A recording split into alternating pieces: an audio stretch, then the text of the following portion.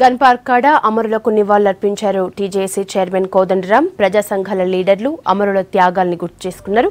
రాష్ట్రంలో అన్ని వర్గాలను సమంగా న్యాయం జరిగినప్పుడే నిజమైన తెలంగాణ కల సాకారమవుతుందన్నారు నేతలు.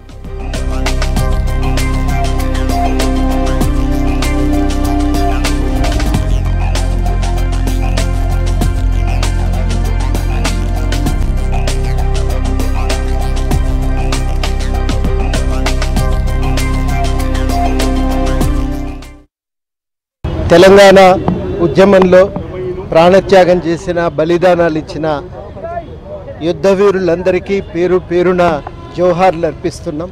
నిజంగా ఆ రోజు తెగించి ఈ నగర మున్సిపల్ మేయర్ గారు ఈ ఒక్క స్తూపమే కనుక నిర్మించకపోయి ఉంటే ఇవాళ తెలంగాణ అమరవీరుల యొక్క స్మృతి కూడా మిగిలి ఉండేది కాదు. ఈ వేదికే తెలంగాణ ఉద్యమకారుల యొక్క త్యాగాన్ని గుర్తు చేసింది.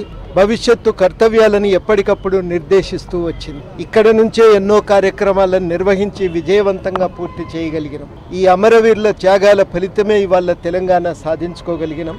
ఆ తెలంగాణ సాధించుకున్న సందర్భంగా అందరికీ తెలంగాణ రాష్ట్ర ఆవిర్భావ దిన శుభాకాంక్షలు తెలియజేస్తూ మలిదశ ఉద్యమకారులకు కూడా ఇటువంటి ఒక స్మృతి చిహ్నం నిర్మించుకోవాలని చాలాసార్లు మనం అనుకున్నాం.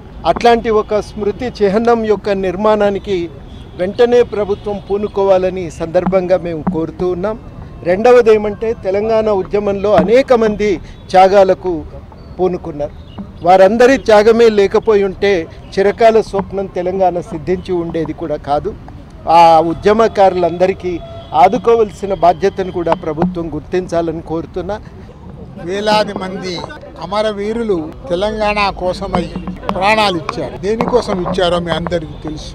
సామాన్యునికి న్యాయం జరగాలని, సామాన్యునికి స్వేచ్ఛ దొరకాలని, సామాన్యునికి ఎత్తున్నదో మనిషి తిరిగి బతికేటువంటి యొక్క అవకాశం ఉండాలని ఆ స్మృతులన్నీ కూడా ఈ యొక్క స్తూపం చెప్తూ ఉంటుంది.